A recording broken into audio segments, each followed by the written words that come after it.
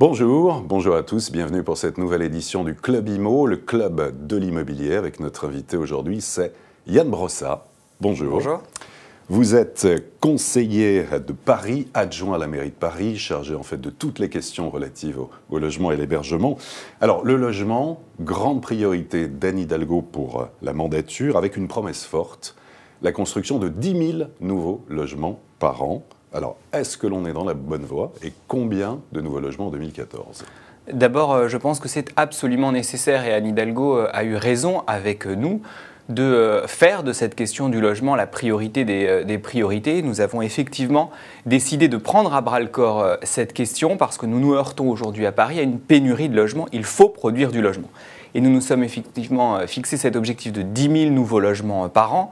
Dans ces 10 000 nouveaux logements par an, il y aura environ 7 000 logements sociaux et c'est un objectif que nous atteindrons en 2014. Et puis il y a aussi la construction privée entre 2 500 et 3 000 logements privés, notamment pour les classes moyennes avec le développement du logement intermédiaire. Et si je regarde les chiffres des 3 premiers trimestres de l'année 2014, nous sommes sur la bonne voie, puisque nous avons, si je regarde les permis de construire, 2196 nouveaux logements privés qui ont été réalisés, enfin du moins les permis de construire ont été accordés.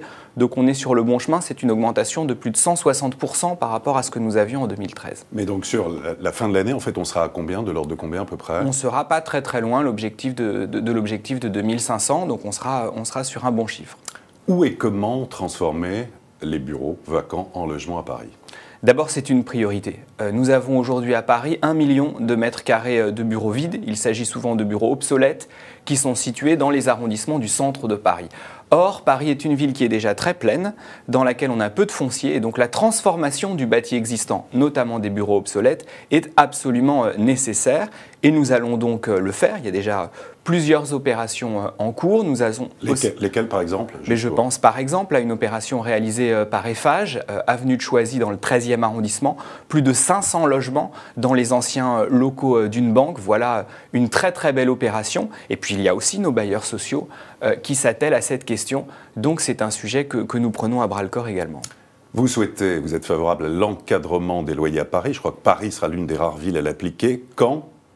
Et comment ? Quel est le calendrier ? Nous sommes effectivement favorables à l'encadrement des loyers parce que les loyers ont atteint un niveau aujourd'hui à Paris qui n'est pas compatible avec le revenu des ménages. Et aujourd'hui, des classes moyennes, des familles modestes n'arrivent plus à se loger dans la capitale. Nous avons souhaité l'encadrement des loyers.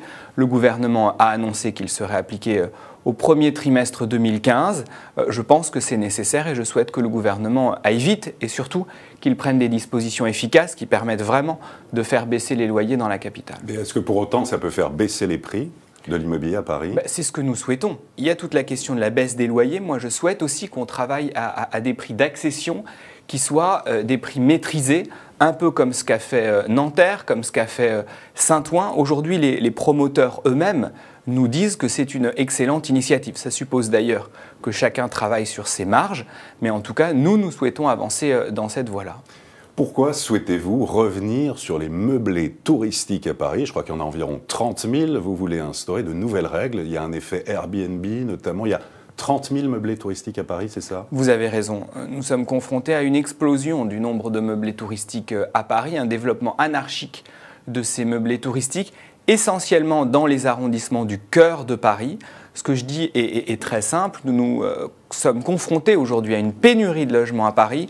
Ce que je dis, c'est que les logements parisiens doivent revenir prioritairement aux Parisiens. Et donc, nous devons mettre en place des règles qui limitent le développement des meublés touristiques dans le cœur de la capitale. Sinon, il n'y aura plus de Parisiens qui pourront loger dans ces arrondissements. Mais alors comment ? Et d'un autre côté, on a besoin de touristes aussi pour l'attractivité parisienne, pour l'économie, c'est quand même bon. On a besoin de touristes. D'abord, on a besoin d'hôtels et nous avons un plan qui vise à développer les hôtels à Paris. Cela dit, nous ne pouvons pas accepter que le développement des meublés touristiques se fasse au détriment de l'offre de logements dans la capitale. Et donc, nous avons modifié nos règles, ce qu'on appelle le règlement municipal. Donc à partir du 1er janvier prochain ? À partir du 1er janvier 2015, qui imposera des règles de compensation très strictes. C'est-à-dire que lorsque vous transformez un mètre carré de logement en meublé touristique, vous devrez proposer dans le même arrondissement, en compensation, une transformation inverse. L'objectif est tout simple, qu'on arrête de perdre des surfaces d'habitation dans le cœur de Paris.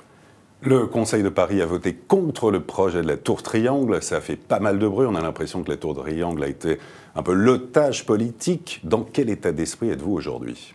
Combatif. Moi, je souhaite que nous ayons à cet endroit-là un projet qui voit le jour. Moi, je suis pour la Tour Triangle. J'ai voté en faveur de ce projet. Je pense qu'au fond, la question est très simple. Il s'agit de savoir si Paris est une ville finie, Paris est une ville musée, ou si au contraire, Paris est une ville qui peut continuer à bouger. Moi, j'étais très choqué par le vote de Nathalie Kosciusko-Morizet. L'UMP soutenait jusqu'à présent ce projet et d'un coup, elle s'est mise à s'y opposer. J'ai bon espoir que l'intérêt des Parisiens soit pris en compte par l'ensemble des conseillers de Paris et que ce projet puisse être adopté. C'est 5000 emplois à la clé dans le secteur du BTP. Au moment où le secteur du BTP est en telle difficulté, il me paraîtrait absurde de balayer d'un revers de main un tel investissement. Mais ça veut dire revoir aussi peut-être la copie de la Tour Triangle qui a été jugée trop chère, pas assez écolo et avec pas mal de problèmes aussi. D'abord, c'est un projet qui est porté uniquement par le privé. C'est 500 millions d'euros d'investissement privé. Et donc, l'argent des contribuables n'est pas sollicité pour la réalisation de la Tour Triangle. En revanche, qu'il faille discuter avec l'ensemble des groupes du Conseil de Paris sur le projet, sur le contenu de la Tour Triangle, pourquoi pas ? Et c'est d'ailleurs ce que la maire de Paris a annoncé. Qui peut encore acheter aujourd'hui de l'immobilier à Paris ? Qui achète aujourd'hui ? C'est un vrai sujet. Moi, je crois qu'on doit produire moins cher et qu'on doit réussir à Paris à avoir des prix d'accession qui ne soient pas ceux qu'on connaisse aujourd'hui. Et moi, je souhaite que nous travaillions main dans la main avec le secteur privé pour arriver à des prix d'accession maîtrisés, c'est ce qui permettrait à des classes moyennes d'acheter à Paris, ce qui est malheureusement trop peu le cas aujourd'hui au vu des prix pratiqués. Quelles sont les grandes opérations d'aménagement à venir, notamment pour le logement et l'urbanisme à Paris ? Il y a de grands projets qui ont été lancés au dernier Conseil de Paris, en même temps que la Tour Triangle, mais comme on a beaucoup parlé de la Tour Triangle, on a moins parlé du reste. Je pense à Bercy-Charenton, je pense à la Gare des Mines, qui sont autant de très très beaux projets sur l'ensemble de nos axes à l'échelle de la mandature.